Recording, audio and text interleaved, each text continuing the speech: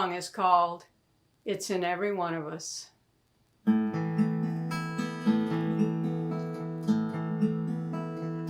It's in every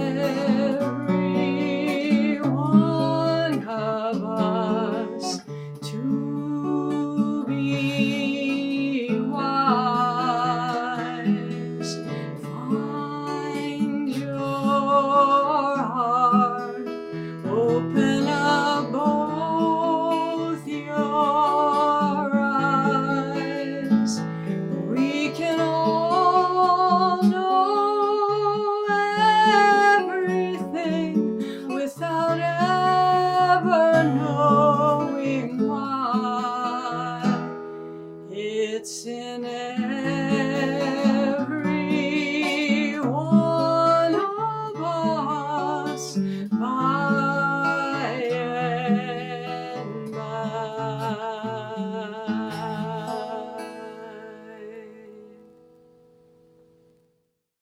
And I believe that to be true. And that's sort of the whole undergirding premise of tonight, is that we have the inner wisdom, the inner ability, the intuition to know what healing practices we need in our lives right now. And so that's going to be the basis for this talk on 7 healing practices, a body that cancer doesn't like. Creating a body that cancer doesn't like. I'm Laura Pohl. I know some of you, I'm seeing names and and people who have come to the retreats or come to some of my classes. So it's great to have you here. It's great to have, even though it's virtual, see your faces and glad to have you here. I'm an oncology clinical nurse specialist. I've been one of those for over 40 years now. I can't believe it. And I'm also a health supportive chef. So as that, I direct the nourishment education programs at Smith Center. And I'm also a musician. Well, maybe you can decide that. And so I call myself a chef nursing. So that's a little bit about me. Kirsten, I wonder if you could just sort of wave. There's Kirsten Gallagher, who's program director. And I want to say that Smith Center, the minute it looked like people were not going to be able to come physically to our space, they turned on a dime and we started having programs this way. And I'm so grateful that you all just really flexed and were resilient in that way. And I'm glad to be here tonight. So I am doing my best to be as technologically adept as I can. A full narrative and reference list of all the information in this presentation, or pretty much most of it, can be found at Beyond Conventional Cancer Therapies, or BCCT. That is a free web service that's designed to help people with cancer, their clinicians, and those who care about them to wisely navigate the world of cancer care. And so this link that you have on this slide, which you will get a copy of the link, it will take you directly to a page that covers a lot of the topics we are talking about today. So that's where you'll find the narrative. How great is that? What we will cover today, it will be through some songs, some stories. We'll get up and move, maybe even dance a little bit, breathe a little bit together, get entertained. But we'll explore the meaning of healing. We'll look at the importance of your terrain in determining health and illness. We're going to take a look at something BCCT calls 7 healing practices that can help us create a body that cancer or illness can't thrive in. And I want to get you to think about or intuit about the healing practice or practices that might be a good fit for you. I also want to say, because the big elephant in the room is COVID-19, so I know that living with cancer is sort of what brings us here today, but we're all thinking about COVID. And really, these 7 healing practices can be useful in making your body maybe a little more resilient, resistant to either getting COVID or perhaps making the symptoms not quite as severe. So healing and curing. And some of this information you can read about in Michael Lerner's book, Choices in Healing. And Carla can get you a copy of that book. It's online now as a PDF. But I really love how Michael helped us learn to explore that at the retreats, and I want to pass it on here. So maybe you can put in the chat what you think curing is. So you've had a chance to think about curing. Let me just put some thoughts out there and see how that jives with yours. So curing, whenever we have an illness or disease, that's what we would like. We would like for it to be taken away. In the case of cancer, we would like for it to be removed, all the visible traces of disease. And conventionally, we do that through surgery, through drugs, through radiation, typically. Curing tends to be external, and it tends to be involving someone outside of us who is usually doing the treatments. Of course, we have to have some cooperation and interaction with that, but it tends to be external. And curing is not always possible. My mother had heart disease, and for all the surgery and drugs that she took, they never really could cure her of her heart disease, but she lived with it for a long time. So that's curing. Now let's talk a little bit about healing. And if you want to type in or think about your thoughts on what healing is, and then I'll give you some thoughts from myself and others. Just think a moment about what is healing.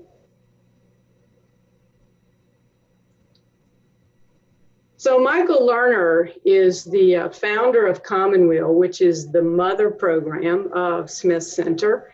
And he writes about healing, beginning by defining what illness is, which illness is the human experience of disease. And healing is the human experience of recovery, of wholeness.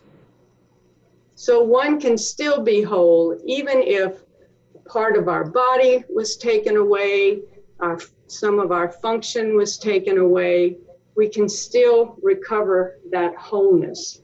Joan Borysenko writes, the work of healing is in peeling away the barriers of fear that keep us unaware of our true nature of love, peace, and the rich interconnection with the web of life. Healing is a rediscovery of who we are and who we have always been. Wow. Frances Weller, a psychotherapist at the Cancer Help Programs, writes, healing answers the questions that illness asks of us. Healing answers the questions that illness asks of us. And I don't know about you, but when I've dealt with illness, it had brought up a lot of questions, a lot of feelings. Healing is our birthright. Believe it or not, it's innate. If you ever watch a wound, a cut heal, you didn't have to do much with it. You just leave it alone, right? And your body knew what to do. Your body and your mind and your spirit know what to do, how to heal our wounds. But healing can sometimes be messy, uncomfortable, and painful. Healing is always possible, even in the midst of incurable disease. When people come to our retreats, and those of you who are retreat alums maybe could relate with this, cancer is what brings people to the retreats, but they often find that what really needs healing in their lives is not about the cancer. It's usually about something else. And so I'll sort of leave the healing and curing at that. But it's important to understand healing if we're going to talk about healing practices. Now we're going to move to tending your garden, or let's call it the terrain. And one of you said you've been studying anti-cancer lifestyle information. That anti-cancer living idea was started by Dr. David Servin Schreiber, who actually came to one of our retreats in the early years, and he wrote a book called Anti-Cancer. And he talks about terrain in there. Terrain is a term that they use in Europe all the time to designate your body, basically this garden of what takes place in the body. So it's your internal landscape and its influence on a person's health. And there are lots of things that shape that landscape, like your lifestyle, your own metabolism, what stress is going on, what you take in from the environment. All of that can influence this terrain. And here you see a definition of it. Another term that's used a lot by people like Keith Block, who's a father of integrative oncology, and Dr. Lise Alschuler, who's a naturopathic oncologist. But you're going to hear these folks who work more in integrative cancer care talk about the tumor microenvironment. And this is the little microcosm of environment that surrounds a cancer, a tumor cell, and it's your normal cells, its molecules, its blood vessel. And the tumor can change this microenvironment so that it works to its advantage. So it can start to create blood vessels that come to it, bring its own nourishment. It loves inflammation. So if there's inflammation going on around it, it will sort of co-opt that for its own purposes. So there's a little microenvironment around the tumor, and some of these practices are working on making that little environment around the tumor inhospitable to the cancer. So I'm not asking you to be master gardeners, but it's important to understand a few gardening concepts in order to understand how lifestyle practices can help create a body that cancer cannot thrive or survive in. So for now, let's compare the cancer to the seed and one's body as the soil that cancer might try to use as a growth medium. So your terrain is the body that surrounds it. Conventional cancer treatments tend to be focused on killing the cancer seed or the cancer cell, which we treat it like it's a weed or a pest. Kill it and we can go home to supper, right? Well, not quite so easy. How many of you garden?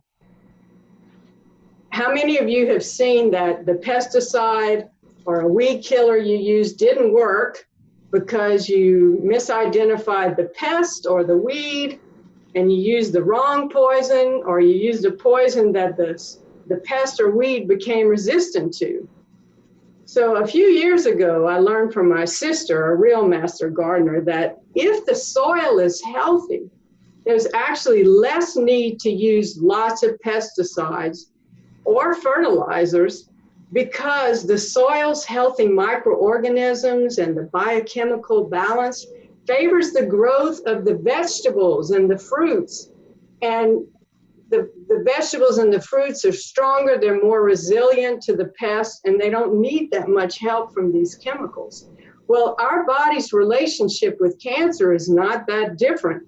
No matter how powerful our treatments are at killing the cancer, the seed, they won't succeed as long as the body provides the food and the fodder for cancer to do what it does best, which is grow and circumvent programmed cell death. So normal cells know that at some point they're not useful anymore and they die, but cancer cells find a way around that. So as the founder of integrative oncology, Dr. Keith Block says, Even if the original tumor is gone, this biological imbalance creates an environment for cancer to recur.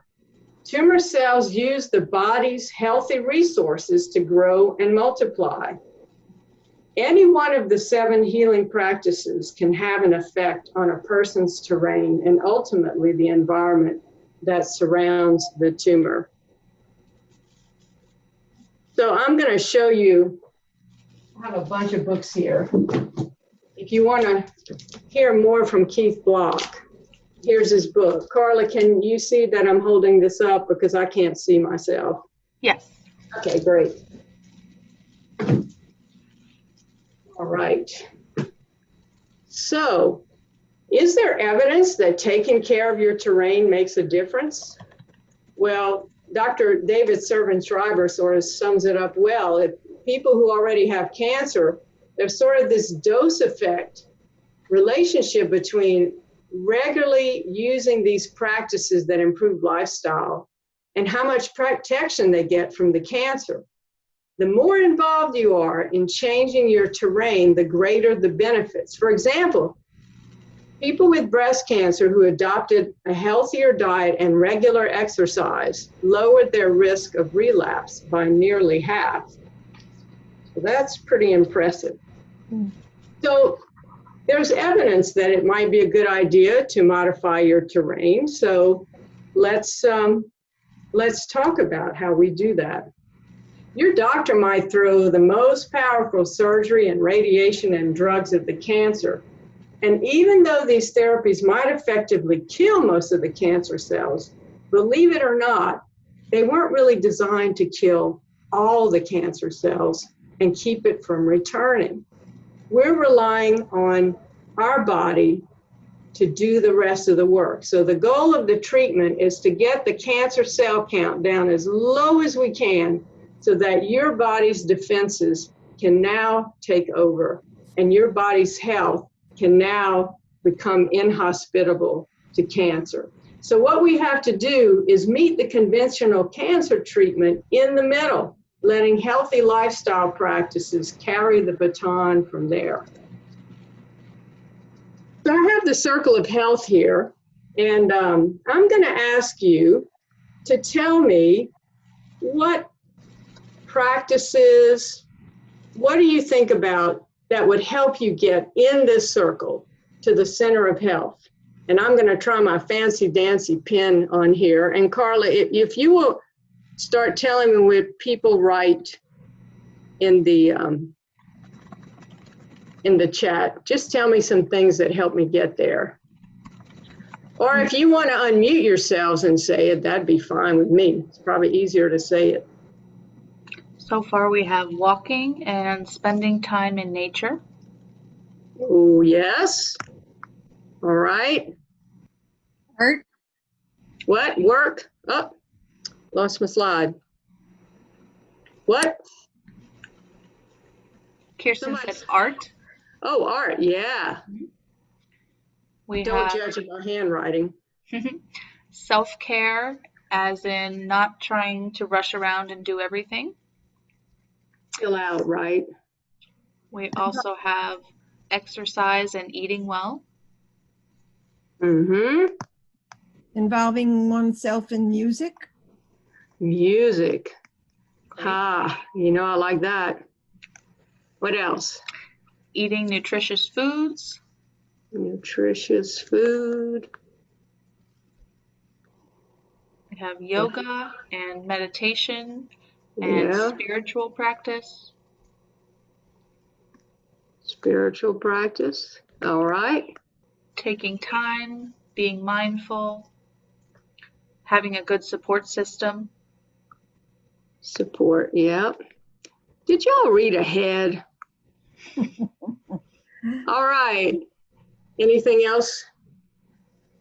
Eating well, in contact with loved ones, going down, support, having a daily walk. Walk. Yeah. Okay. And daily, yeah, making it a practice. One more. Trying to avoid negativity. Okay.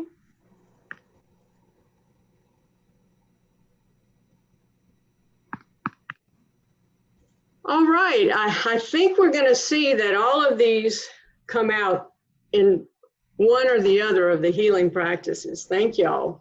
Okay. So here are what BCCT has called the 7 healing practices. You see lots of people like Dean Ornish. He might call them something else, but I think everybody agrees that these are important in people's healing and health. So eating well, moving more, managing stress, sleeping well, creating a healing environment, sharing support and love, and exploring what matters now.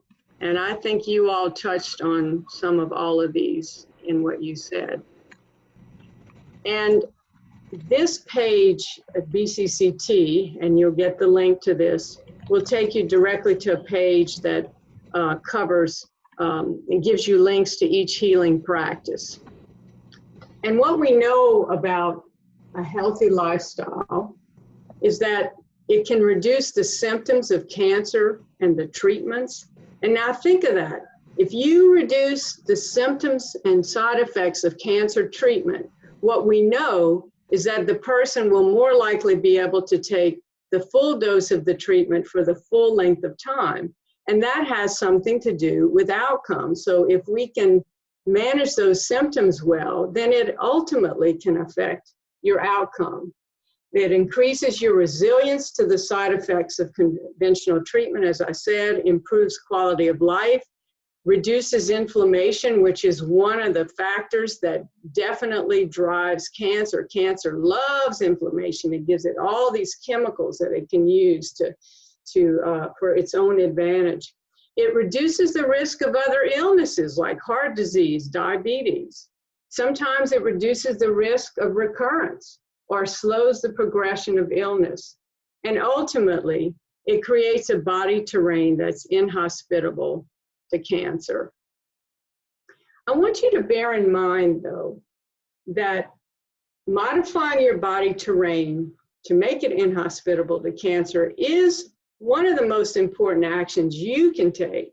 However, these actions alone are usually not enough to control or cure cancer. So what we're talking about is an integration of these in with conventional care. So let's take a look at each one of the practices, and we'll start with creating a healing environment.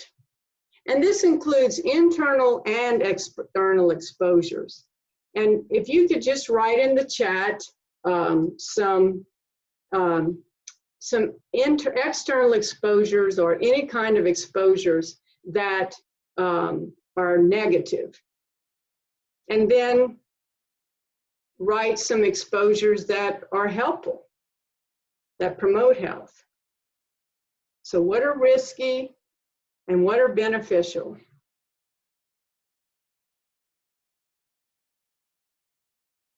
Or if you want to unmute yourselves and say it, that's fine. Probably easier than writing. We have some negative ones are noise, chemicals, foods with sugar, anything associated with COVID-19, stress, toxic relationships, watching the news. Yeah, great. And I'm so glad you've sort of made it current to what's going on. I have had to take vacations away from the TV and the news from time to time and limit the exposure to that. So thank you for bringing that up. So let's talk about then how we bring the environment into our bodies. Well, the major way, the greatest exposure we have to the environment is through our food. So that's one way, through our gut. So we actually bring our environment in through our sense organs, like the skin. So not only does it feel, but things cross over the skin through our ears. So somebody mentioned noise. So you can have noise, but you can also have beautiful sound, right? Through smells, through taste. So these are some ways that you bring things in. There's some other exposures I want to talk to you about, some come through your eyes, and that's light. And I want to talk about light in terms of sleep, even though we're going to talk a little bit more about sleep later. But being exposed to light at night, bright light, especially blue light, and I think a lot of us have become aware of this, but that will suppress the release of melatonin. Melatonin is an absolutely essential hormone that we need, and it begins to be released in the evening as it's getting dark. And that's the cue for it to be released, is darkness. So if you have this blue light coming in your eyes from screening on the computer, on the phone, watching TV, bright lights, then that melatonin is not going to have a cue to start being released. And you need this melatonin for your immune function, your hormonal function, your nervous system. It also signals the transition from wakefulness to sleep. I remember one night being on the road, teaching classes, and I said, I'll just play solitaire on my computer. That should help me go to sleep. Little did I know that it was suppressing my melatonin, and I was just like wide awake until like 1 in the morning and freaking out about that. So transitioning to quiet activities, lowering the light. If you don't know how to get your computer and your cell phone to go to an amber screen in the evening, write to me, and I'll show you how to do that. And I'm also going to give you a link to an app that you can put on the computer and the phone that will turn it to amber. Also, bright light in the morning is great because it signals other hormones that you need for your daytime activities to be released. And believe it or not, bright light therapy in the morning can balance the sleep-wake cycle and actually improve sleep in people with cancer. So they've studied that, they've looked at it, and it's useful. So think about light and what kind of light you're being exposed to and when. The other thing, somebody said getting out in nature, and a study, an article just came out yesterday, so I thought I'd include it. So a way to bring in the environment is through something the Japanese call forest bathing. I don't know how to pronounce the term in Japanese. In this article, they call it forest therapy, but getting out in nature is essentially what we're talking about. And what this can do, and we found in studies, is that it improves your overall health and well-being. It lowers cortisol, which is a hormone that gets released when you're in stress, and it can be chronically released and very damaging. When you smell those oils, the volatile oils of the trees, believe it or not, that smelling of it has antimicrobial properties. Maybe they'll find it's anti-COVID. It increases your natural killer cell activity, which you need to kill viruses and you need to kill cancer cells. It lifts people's depression, it eases anxiety, it lowers blood pressure. And if you get out in nature, it gets you moving more. So then you're bringing in another healing practice. So some positive thoughts about creating a healing environment. And there are many more ways to do that, but here are a couple of easily accessible ones. Next one is eating well. And you know, that's very near and dear to my heart as a health supportive chef.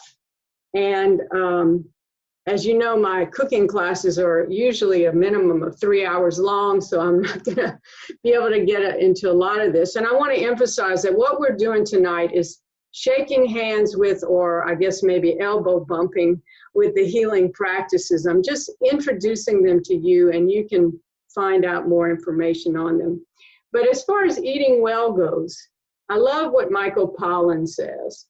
Eat real food, not too much, mostly plants.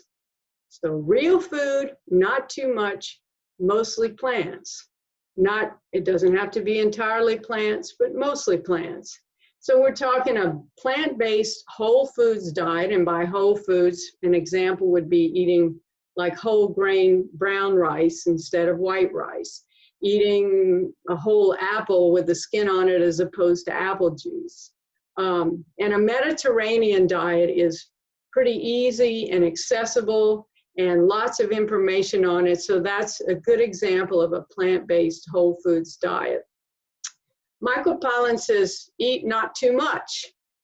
So when I talk about caloric restriction, and I wouldn't advise that for people who are underweight, anorexic, cachectic, but we eat way too many calories. And what we know is that when you eat more calories than your body can use, your body's going to turn it into fat. And in doing so, it creates a lot of radicals, free radicals. So it's an oxidative process. And you hear about antioxidants and how we need antioxidants.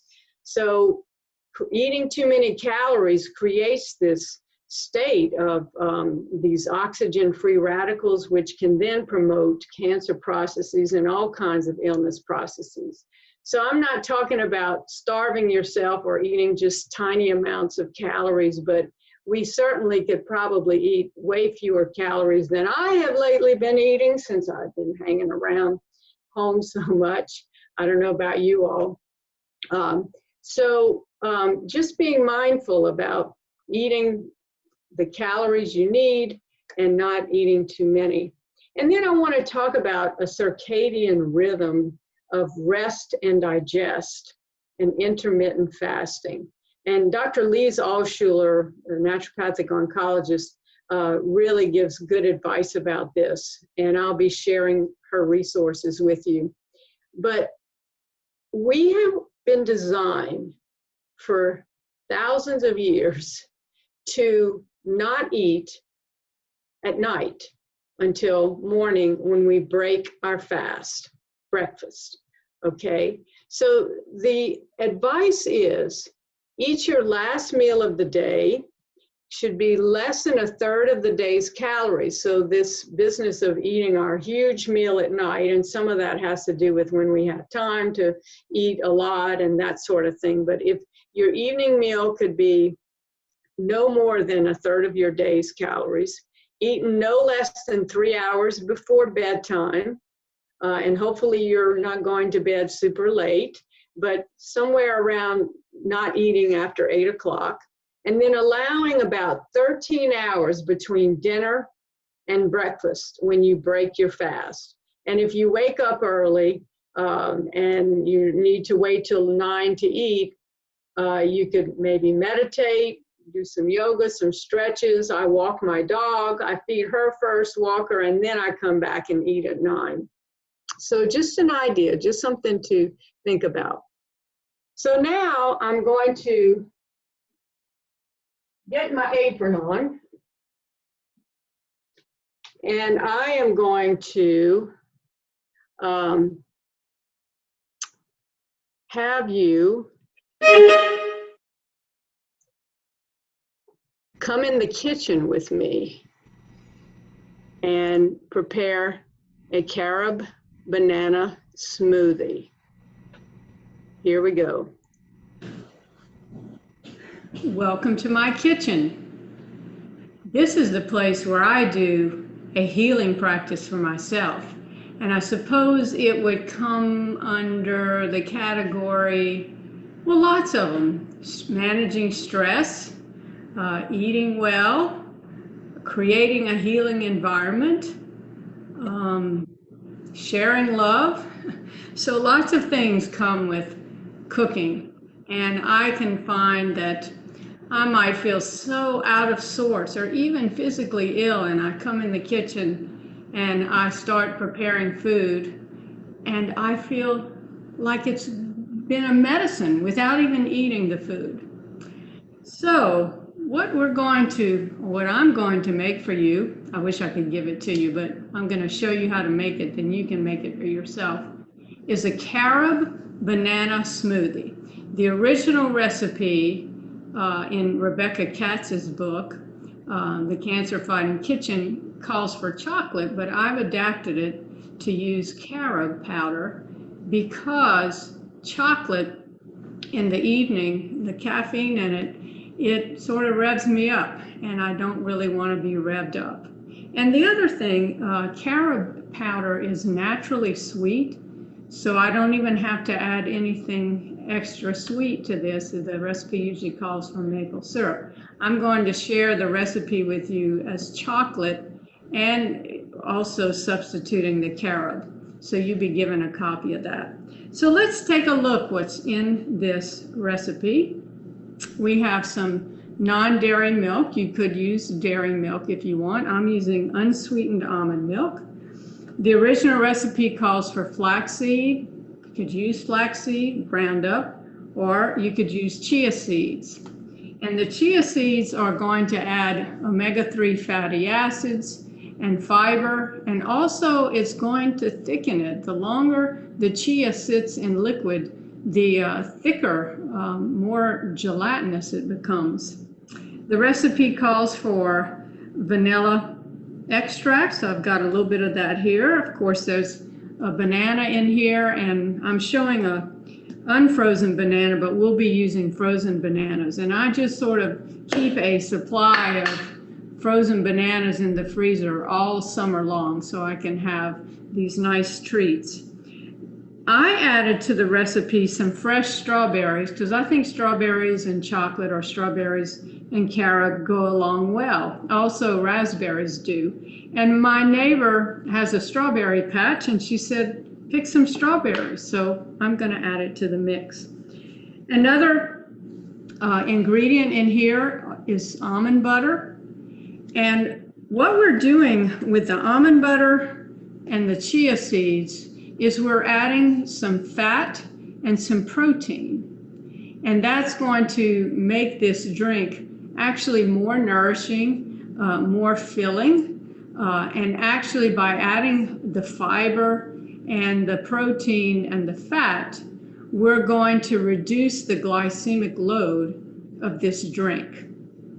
So adding fat, fiber, protein is going to reduce the speed with which your body takes up the sugar. Okay, so why don't we get started here? I'm going to make one serving for myself, so I'm going to put about a cup of almond milk.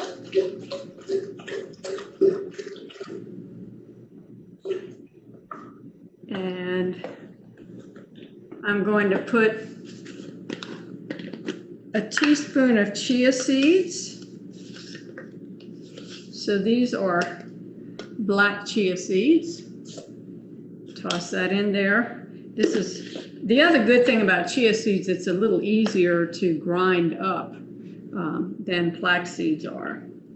With vanilla extract, you usually just need a tiny bit because it's concentrated, so it goes a long way. So I'm going to put really just 1/8 of a teaspoon in here. And there we go. And I'll go ahead and put the frozen bananas. By the way, when you put things in a blender, you're going to have liquid. It's best to put the liquid first, and that'll help pull it down. In this, I'm going to put a couple of teaspoons of the almond butter. And by the way, I want to say I washed my hands really well before I came in here. And I've done that well before COVID was a thing. So good idea to wash your hands really well.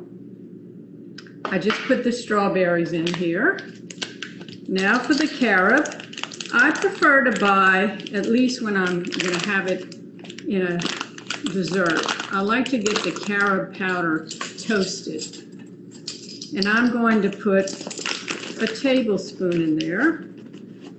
It's going to make it pretty strong. A little bit goes a long way. And then I'm going to put some ice to make it like a milkshake. So the carob and the banana are really what's going to sweeten this. And I'm going to make noise now.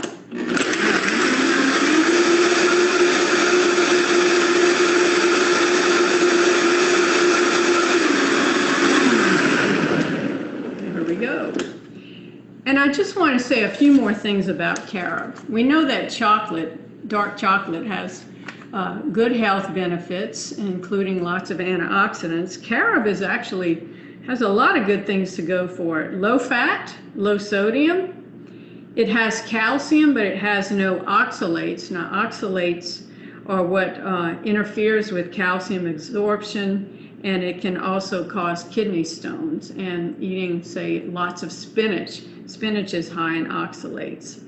Carob is high in fiber. It's gluten-free, in case that's an issue. It's caffeine-free. It has antioxidant properties. And believe it or not, it helps relieve diarrhea so that it can be used for acute diarrhea. So lots of good medicinal properties to this drink. And I'm going to serve it up. I am so sorry you can't join me, but as soon as Smith Center office opens to have people come to classes, I want you to come to one of my cooking classes. But here's to carob banana smoothie.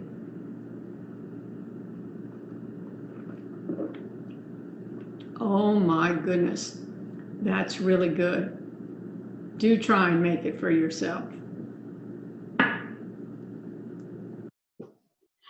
There's everybody. Yeah, let me take this apron off. That was a great trick, wasn't it? All right. So now we're going to talk about moving more. We have some questions, Laura. I'll just jump in real quick with those. We have, for banana haters, is there a substitute for the banana? Well, you could put other fruits. This time of year, we have peaches, right? And then, of course, there are strawberries. Really, just the apples work well. Apples would work in that too. Or you could sweeten it with dates. So get some pitted dates and maybe put, I'd say, 1 or 2 dates in the drink, because carob is actually pretty sweet. Other questions? One more. Does coffee with oat milk constitute as breaking the fast in the morning? Breaking the fast. Well, the oat milk might. Yeah, because it has some carbohydrates in it. But, you know, you don't have to be too strict about it. But if you can hold off before you take, you know, some people who are doing like the paleo thing will have coffee and fat. You know, so some people might do something with fat in it, like nuts, before they actually have the meal that breaks the fast. And Paleo people put butter in their coffee, gag, but anyway. Ooh. All right. Can you substitute oat milk or other kinds of non-dairy milk for almond milk? Absolutely, yeah, any kind you want. You can throw yogurt in there if you want, just know it's going to be sour, and so you might have to adjust the sweetness. But can you believe I didn't have to put a drop of refined sugar in that? That's really great. Okay, can we move on to moving more? Last one. Does a few grapes and almonds break the fast? A few grapes.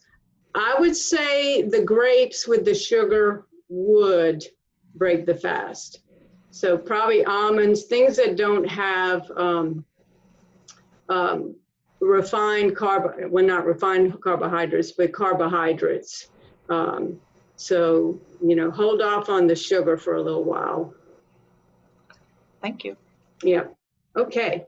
And we have a whole, and BCCT has a whole summary on intermittent fasting. So you can check that out. You can search for intermittent fasting. So moving more. You knew I was going to talk about movement, huh?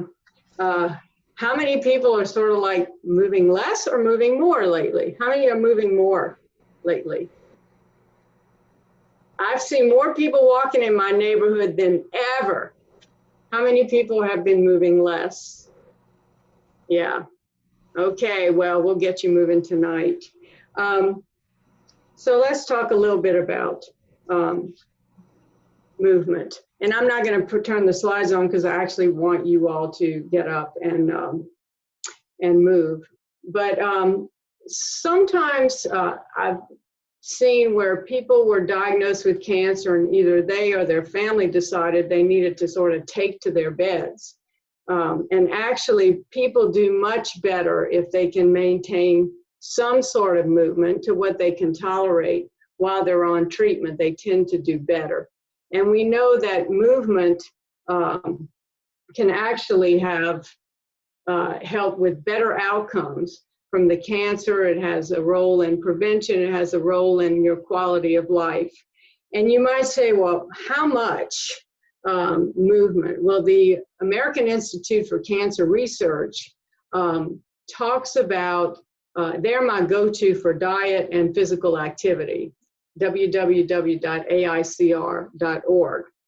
And they say, try to avoid inactivity as much as possible and return to your normal daily activities as soon as possible following your diagnosis.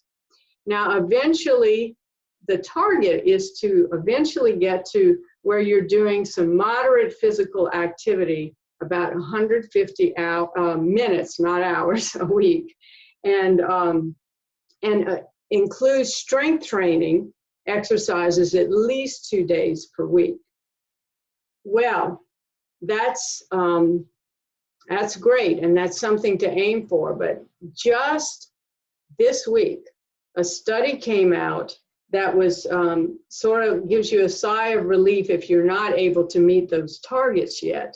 And they found that physical activity before and after cancer treatment was linked to living longer. And what kind of physical activity? It was actually lower volumes of regular activity. So regular activity was one of the keys. So it's not like a big sprint today and nothing for the rest of the week. So lower volumes of regular activity was helpful.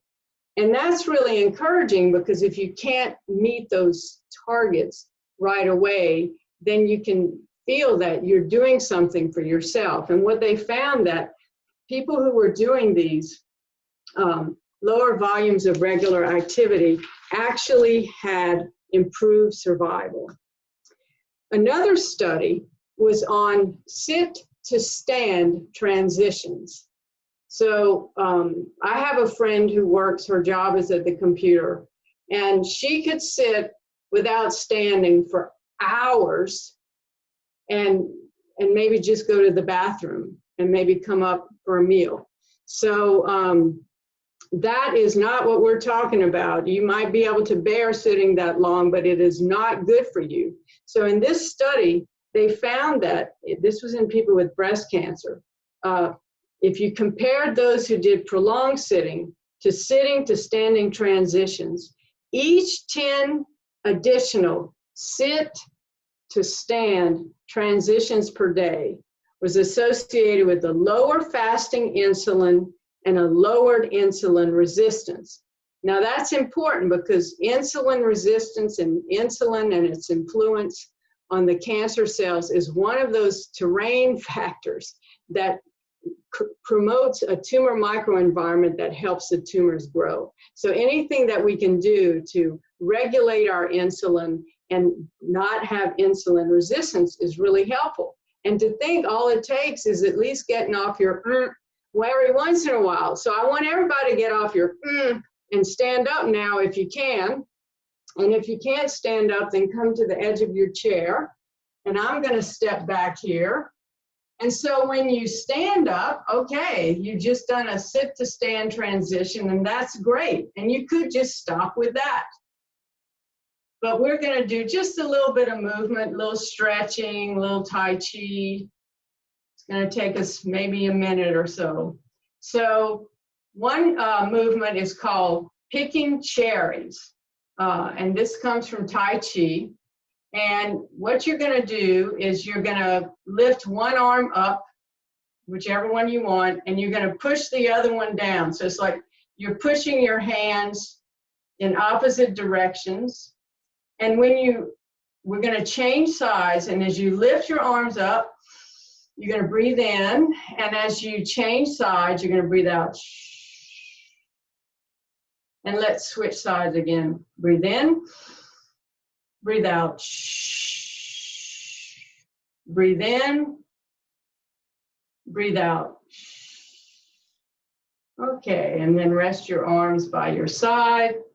And if you feel any strain, not even pain, but strain, pull it back a little bit. You need to customize for yourself. It's not all about no pain, no gain. And now just push out like you're pushing two walls apart, and breathe in as you pull in.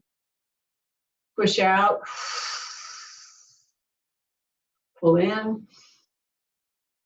Push out. And one more time, pulling in. And breathe out and let your hands down. Now stand with your feet shoulder width apart, your head above shoulders, shoulders above hips, hips above ankles, knees slightly bent. And we're just going to do a few movements of a Tai Chi movement activity that Dr. Cynthia Lee did in her interview with Michael Lerner on creating resilience to COVID-19 through natural approaches. And she had a Qigong regimen she did for about 6 minutes or so in the video.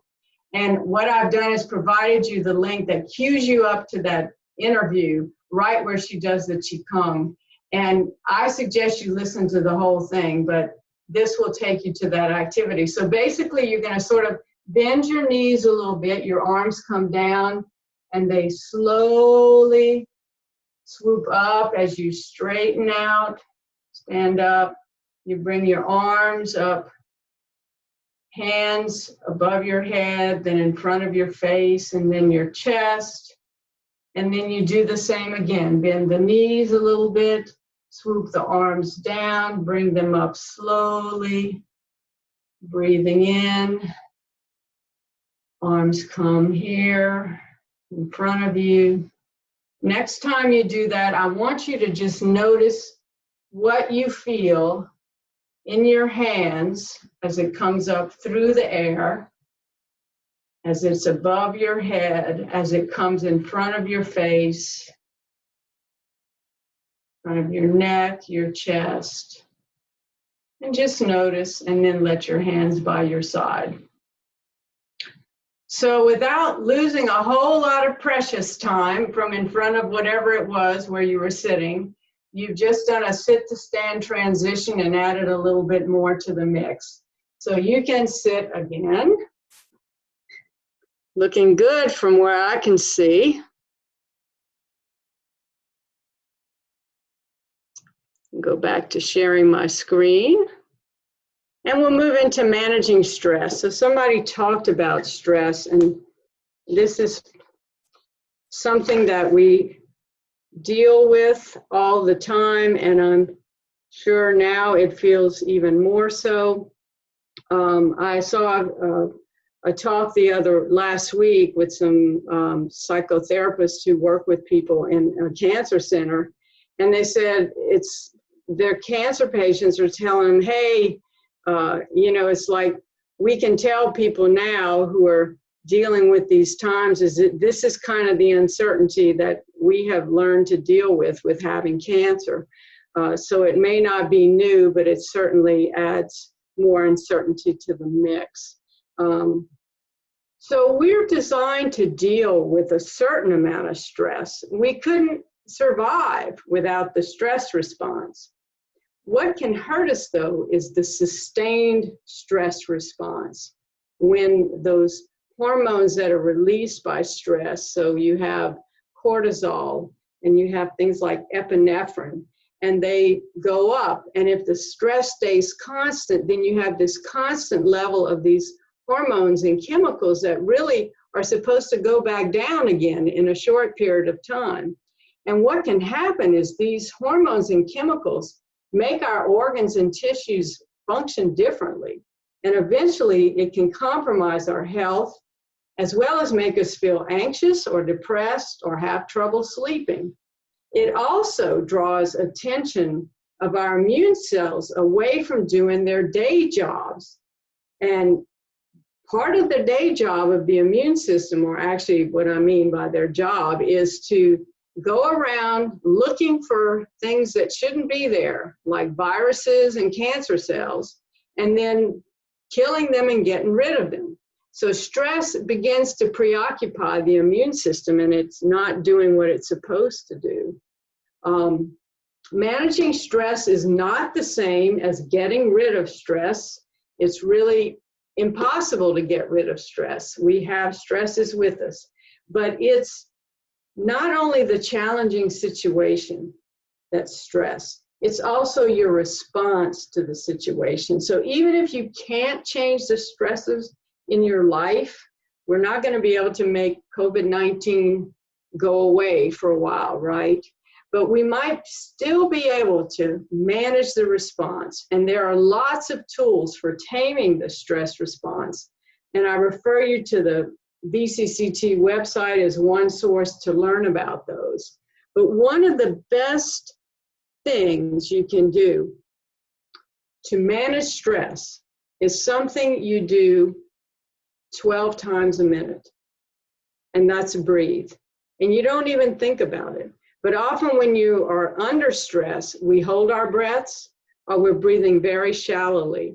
So I'm going to give you a gift here of Dr. Naomi Remen, who's a co-founder of Commonweal, and she is going to lead us in a breathing technique. And when I click on this link, it's going to take you to a page in BCCT, the page on stress. And if you scroll down, you'll find the video, so you can listen to this anytime you want. And I'd like you to sit up straight in your chair, both feet on the floor. And I'm going to let Rachel take it from here to remember ourselves through breathing. I would have done something very simple. I would have said, let's just take a moment and remember ourselves. And let's just do that right now, because this is a very basic thing. Just allow yourself to put down whatever you're holding. Now, when you give an instruction to people, they do what you just did. They put down whatever they're holding, right? But they also put down whatever they're holding inside.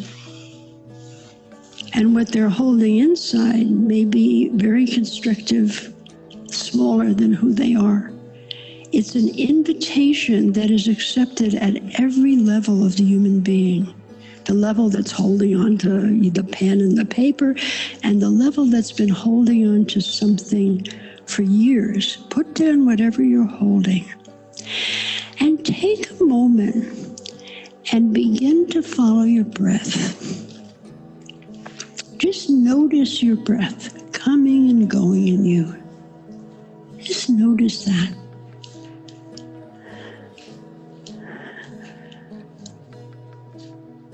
Just put your attention on your breath.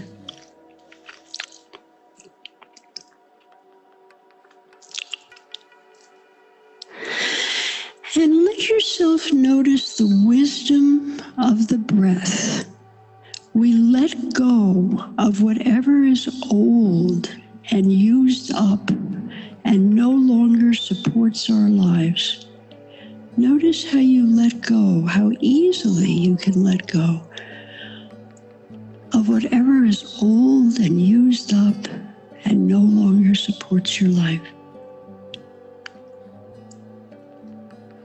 Just notice that out breath, how easily you breathe out. And then we take on what is new and fresh and life-affirming. And notice that too. Letting go of the old that no longer supports life. Taking on the new, the fresh, the life-affirming. I mean, how wise is this? And you've been doing this since the moment you were born. You do it 12 times a minute without noticing.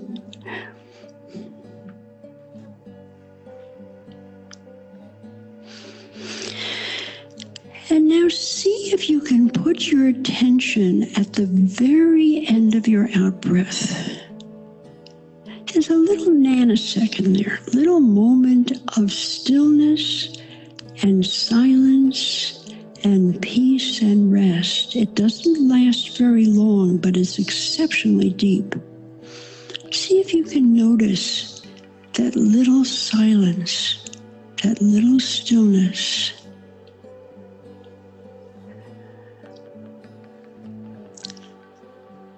That silence that's at the center of your being.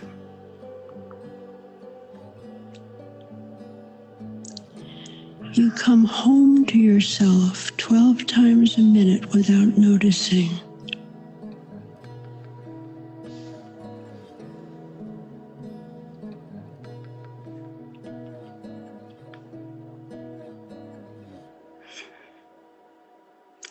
And be there in that little moment as deeply as you can. Surrender into it every time you arrive there. This takes practice, but just start now. Anytime you need to remember yourself and take refuge in yourself, in the silence, which is always with you. You don't have to remember anything. It's there. You just have to go home to it. In a difficult procedure, you know, if you're a person with cancer, you're faced with a lot of difficult procedures. I'm faced with a lot of difficult procedures even now, after all these years. Take refuge in yourself. Nothing to remember, no tapes, nothing. You always have your breath with you. You're coming to a place of refuge in yourself 12 times a minute.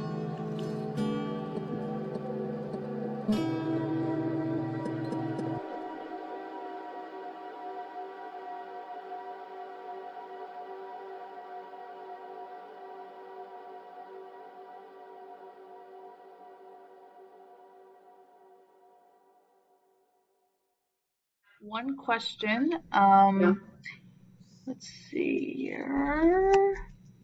Any thoughts about mouth breathing versus nose breathing?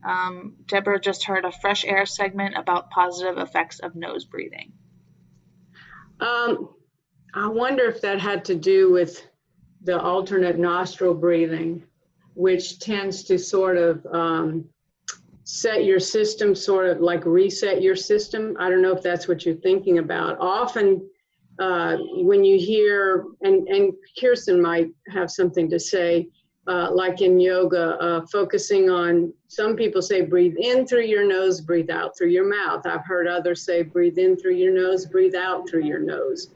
But there are different techniques like alternate nostril breathing, in which you would be breathing through your nose and not your mouth, has a very calming, equalizing effect on the brain waves. This was about a new book that just came out, and Uh-huh. it's all about nose breathing. It's not the alternate nostrils. I'll try to find it and send you the Yeah, guys. send it to me. Yeah, I mean, I Very typically interesting. breathe in through my nose and out through my nose. I mean, most people do, but if I have a cold, I obviously can't do that. But mouth breathing tends to dry your mouth, and we're actually designed to take in the breath through the nose because it actually can filter out things as well. Yeah, so Laura, I would just add, in addition to the filtering, it also, when you're breathing in through the nose versus the mouth, it warms the breath, which your respiratory system likes a warm breath a lot more than a cool breath. And I teach breathing in yoga, and what I've learned is that it also is the quickest way to calm the central nervous system. So you'll notice that if you're breathing in through your mouth, it's usually more short and choppy and chest breathing. And when you focus to breathe in through your nose, it tends to be a longer breath, a little bit more calm, and a little bit more focused. Thank you. Great. Okay. Thank you for asking these questions. Trying to figure out if I have time to tell a quick story that has to do with perspective. Maybe I will. Diane Ferlat is a storyteller, and she calls herself the chemo queen because since 2011, she's been taking chemo for stage 4 colorectal cancer. She has not missed a single storytelling gig. She plans her treatment in such a way that she can still make it to her gigs, which are all around the world. And so she knows what it's like to go through some of these effects of treatment. She tells this story about a lady who has gotten treatment and it made her hair start falling out. And she wakes up one morning and she looks in the mirror and she says, I just have 3 hairs on my head. What am I gonna do with 3 hairs on my head? I know, I'll braid it. So she braids the 3 hairs, puts a little ribbon in it, goes out, has a great day. Next morning she wakes up, oh my, just 2 hairs on my head. What am I gonna do with 2 hairs? I know, I'll part it down the middle and put one on one side and one on the other. She went out, had a great day. Next day, she looks in the mirror and she's just down to 1 hair. What can I do with 1 hair? I'll make me a ponytail. And she puts a little ribbon in that 1 hair, her little ponytail, and she gets out. She doesn't care what people think about her, looking at this lady with a ribbon and 1 hair. She has herself a great day. Next morning she wakes up, not a hair on her head. She looks in the mirror and then she goes, thank God I don't have to think about what I'm gonna do with my hair today. So, perspective is everything. Now, moving to sleeping well. Several integrative oncology specialists all point to the importance of balancing the body's biorhythms as a way to create an environment that's hostile to cancer, while at the same time it's going to benefit your health. And the sleep-wake cycle is one of these circadian rhythms. So sleep, especially sleep at night, is a time when our bodies maintain optimal function of our immune system, our cellular system, our metabolism, our hormonal system. And sleep disruption, we know, is common in people with cancer, especially during the treatment phase. And people may be experiencing some sleep disruption now, but I want to say that of all the healing practices, the one that's sort of at the top of the list for helping minimize your risk for COVID or minimizing the severity of effects is getting good sleep, because it has so much impact on so many systems in our body. So sleeping well is vital to our survival. And the good news is, for instance, in colorectal cancer patients who had normal sleep activity rhythms, they have a 50% higher chance of surviving their cancer in this study. Now that's huge. I mean, some of the conventional treatments can't even offer you that kind of help. So really important. Oh, isn't this sweet? So there are many behavioral, dietary, movement, mind-body approaches, as well as natural products that can help you sleep better. And you can look these up on the BCCT page on sleeping well. And on that page, you're going to find some tips on sleep hygiene. And I'm not going to go through these here because you can read about them there, but here they are. And really, I urge you to take a look at this if any of you are experiencing some problems with sleep hygiene. Now, moving into exploring what matters now. We thought about calling this a number of other things besides this, like finding meaning, exploring what matters most. And with Michael, all the years he's had of experience putting on retreats, he's found that what people really want is to explore what matters now, because it may feel like too much pressure to explore something deep and spiritual right now, when what I really need to do is focus on getting through this diagnosis and figuring out my treatments. So what matters now may be different in the future. And so whether it's mundane or really practical, or something deep and existential, it's important to be with where you are now and what matters now. I wanted to tell you about Barbara Smith Coleman and in her exploration of what matters now. Barbara Smith Coleman founded Smith Center, and her story, and you can read the whole story on the Smith Center webpage, is she took her brother to Europe. He had cancer, and he wanted to explore all kinds of possibilities of how he could treat it. And at the end of their trip, they went to England, to Bristol, to the Bristol Cancer Center that had these retreat programs, much like the retreats that Commonwealth puts on and the week-long retreats that Smith Center would put on. And she dropped her brother off and was ready to leave, and they grabbed her and they said, "Oh no, my dear, you're staying here too. You're a go-along." And so she's like, "Really?" So she stayed, and they had her, she was in an art session, and something moved in her so much, it was just like a dam burst forth, and she just wept. And she realized that all she needed to do was be herself, which I guess she had not felt like she had been herself. She had this budding artist that wanted to come out, and she really got into her artwork.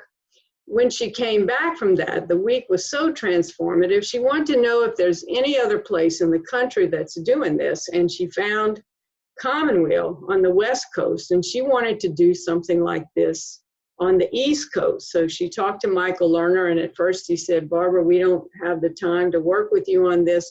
Why don't you work on your art and getting art and healing going?" And then a few years later, Barbara herself got stage 4 colorectal cancer.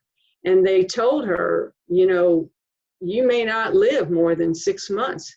So she got on the phone with Michael Lerner and said, "Michael, if we're going to use my money to get this thing going, we have to do it now because I don't have much time left." And he agreed. And that's in 1996 when we started putting on the cancer help programs on the East Coast. And Barbara became intricately, intimately involved with this. She did sand tray, art and healing.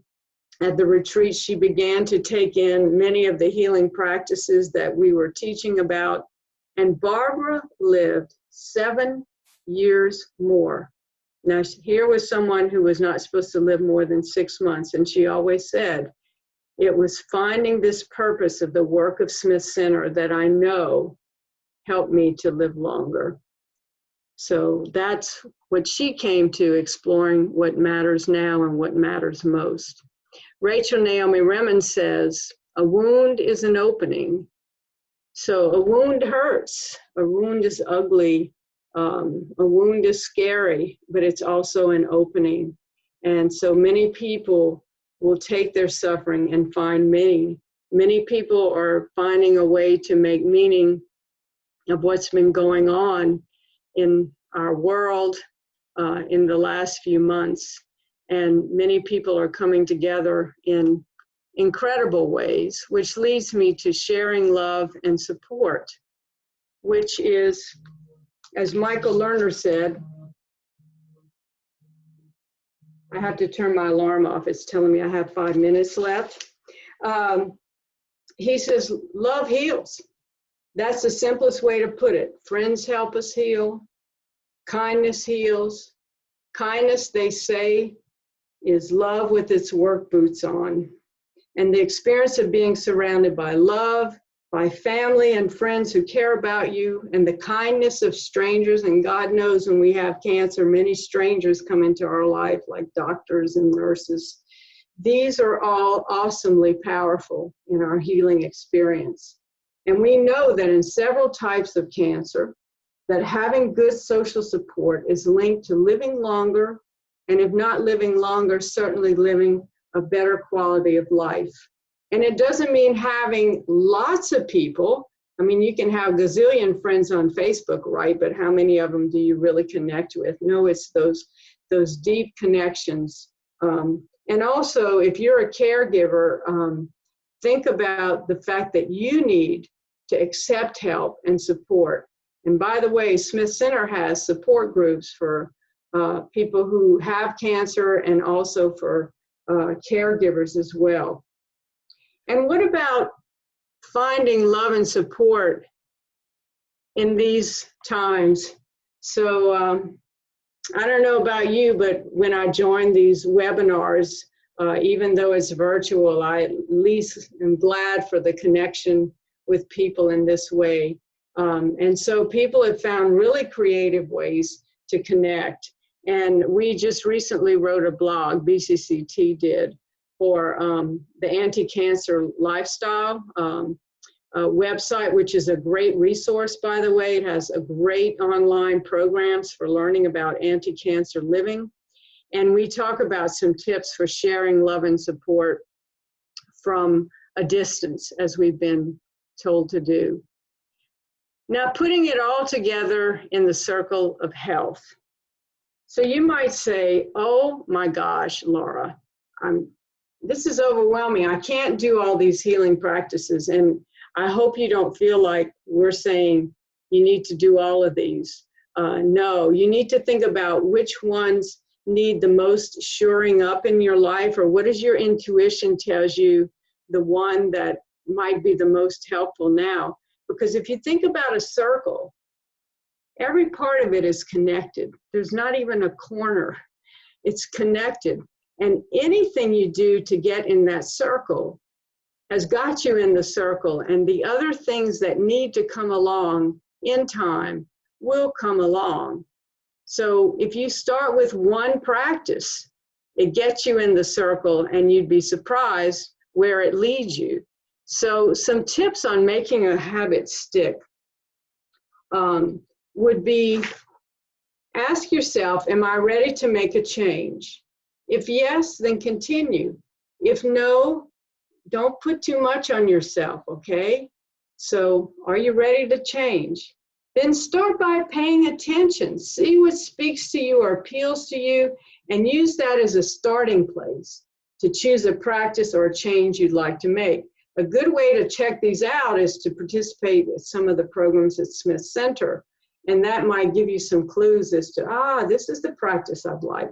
Then set yourself a daily minimum for a practice, like I will chew my food slowly, 2 meals a day. Then cut it in half. So what's more realistic is I will chew my food slowly 1 meal a day, and start practicing there. And you want to choose something you can easily accomplish, and don't underestimate the power of a short practice. It can be very powerful. Maybe you start with 1 minute of breath work or meditation when you wake up, and you can build up from there. Expect that there'll be backsliding. This is really important, because if you expect it when it happens, then you can start again. That's what the Buddhists say, begin again. So don't beat yourself up, just begin again. Change your environment to make it easy to do your practice. Tell someone, have a purpose partner, someone who's sympathetic to the fact that you want to change, but to whom you feel some level of accountability. If somebody knows you're making a change and might ask you about it, you have extra motivation to stick with it, right? Track your changes on a checklist or a spreadsheet or some other record-keeping method. Give yourself gold stars if that would help. And create ongoing support from a coach or a counselor, a therapist, a teacher, a navigator, a supportive friend, and follow up with him or her regularly for several months. Creating a new habit. We used to think it took 21 days to make it stick, but now it's more like 2 to maybe even up to several months. So just plan for the fact that you'll need some support and guidance for a while to make it stick. And try it on for size as I suggested.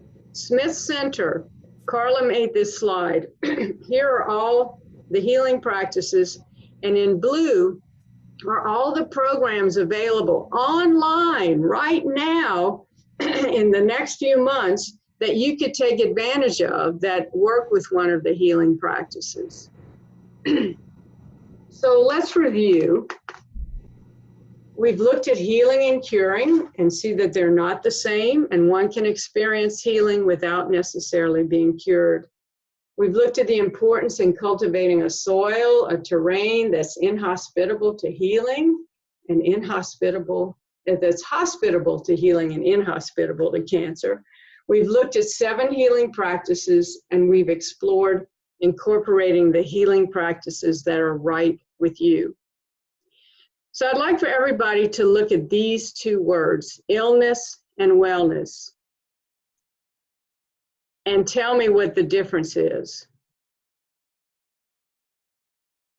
And you can unmute yourselves, or you can write in the chat. Well, hi. You can be well and still live with the illness. You can do nurturing things for yourself and still live with that illness. Yes. You can have a full life and live with a quality life. Yes. The word I was looking for. Thank you. And just look at the 2 words themselves. That kind of builds on what you said. The true difference in terms of the spelling and the word is I and we. So in the illness, the I-ness, the isolation from the wholeness of who we are, brings on the human experience of illness. Whereas wellness, the we-ness, and we're connected, we're whole again. So being together in this, even if you can't get rid of the illness, as you said, but you can still have a sense of wellness. So the I and the we. So what I'd like us to do to end here, and Carla, did you say it's best to do this from the slide, or? Yeah, it works fine from the slide if you would just turn your volume down just a touch. And okay. Just before we get into that, I'll just say a quick few words. Thank you everyone for joining. Obviously, I know Laura mentioned that a bunch of resources are going to be shared with you afterwards, including the entire recording of this talk. So I will be getting those out to you soon. And we're also going to send out a program evaluation. It would be extremely helpful for us if you would help us by filling that out. It's pretty quick. There's less than 20 questions, and most of them are optional. So if you'd please just take a look at that at some point, and we'll wrap up here with Laura. So what I'd like everybody to do is stand up. We're going to use our imaginations. And together we're going to move to this song called We Are Going. It comes from South Africa. And it was sung at the time of the protest against apartheid. And these were peaceful protests in which people used the power of coming together in song to change something. And they did it together. And they said, we're going. Heaven knows where we're going. We'll know within. We'll get there. Heaven knows how we'll get there. We know we will. It will be hard, I know, and the road will be muddy and rough, but we'll get there. Heaven knows how we will get there. We know we will. So what I'd like you to do, and by the way, I can stay on for a little while for questions, but the other thing you can do is type your questions, send them to us, you'll send them to me. And without saying who asked the question, I'll send back answers to everybody, if that works for you all. So I'd like you to pretend that you are holding hands with each other and just begin to sway a little bit. That's the easiest dance in the world, swaying from side to side. And we're going to start this song here.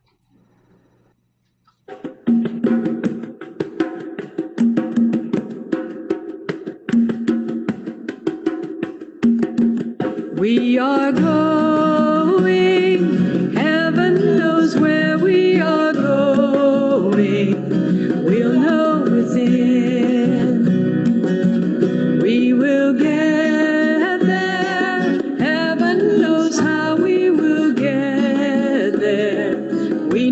we will. It will be hard, I know, and the road will be muddy and rough, but we'll get there. Heaven knows how we will get there. We know we will. Now's your turn. We're going. We are going. Heaven knows where we are going. We'll know within. We'll get there. We will get there. Heaven knows how we will get there. We know we will. It will be hard. It will be hard, I know, and the road will be muddy and rough, but we'll get there. Heaven knows how we will get there. We know we will. It'll take a little time to just sort of move however you are. Just be who you are and move. You don't have to go far, but just be your arms, be your feet, whatever.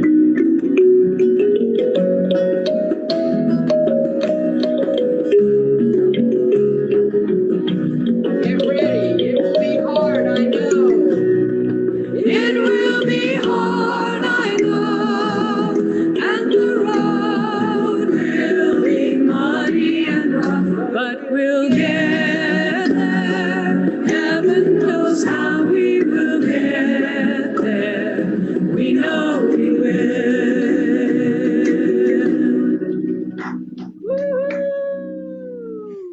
And I could stay on for a few minutes for questions, but if people need to go, that's fine. And just send your questions in otherwise. So does anybody want to stay on with any burning questions? On the chat, she says, what do you think about taking melatonin supplements? Melatonin supplements. Okay. And we have a whole summary on melatonin, by the way, on BCCT. So you can go to the website. You can either look in the search bar or search therapies and find information about melatonin. So a couple of things I'll say about melatonin. Melatonin it's one of the supplements that many integrative oncologists prescribe to people with cancer, like when they're done with treatment and sort of in the survivorship phase. We talk about the doses and such on the website. I don't do well taking melatonin myself. I don't sleep well when I take it. So it's sort of independent in that way. But I do also want to say, you go to BCCT and look at our COVID-19 page, we talk about the research for melatonin with viral infections. There's not good research on it in COVID. There's not much good research on COVID at all. But it talks about when it might be useful to use melatonin and the dosages. So it is one of those sort of general supplements that may be useful in a lot of different cancers. And if you go to the BCCT website, you can find out more about it. Any other questions that came up? I wanted to say I might have misunderstood the question about breaking the fast. So I think what I was thinking was the person was saying, can I break the fast before the 13 hours were up? I think the questions were specific to like types of food. Yeah. They would be So, eating. So if you have waited, like about 13 hours and you break the fast, some people say they prefer to not eat, like I mentioned, a lot of carbohydrates. My sister will eat a few nuts and drink some tea.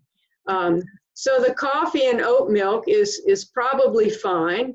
I think the key is waiting the 13 hours. That's one of the main things. But for instance, if I drink green tea or coffee on an empty stomach, I feel really bad. So you kind of play around with it and see.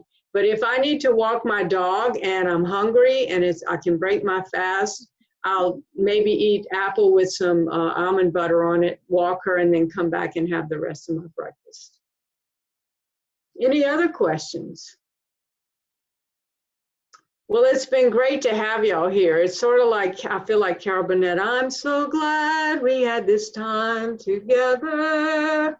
And I can see some people don't want to leave, and I don't want to too, but you all stay in touch with Smith Center. There's so much going on. And I would really like to urge you, if you are able, to make a donation to Smith Center. We have not charged for this class or any of the online programs we've been doing since COVID-19 has come up. But we still have expenses. Things are still happening, and it still costs us money to put on the program. So if you can make a donation, that would be really appreciated. And Carla, do you want to say anything about how people do that? Yes, so the easiest way, we did have a suggested donation, which we do for most of our programs. I'll include my cell phone number in the follow-up email with all the resources. Some of the forms on the website have been a little wonky lately with all the activity on the website, so I've been processing donations through the back end of the website. So I'll include that in the email as well. Thanks, Laura. Okay. So I would like to just say that,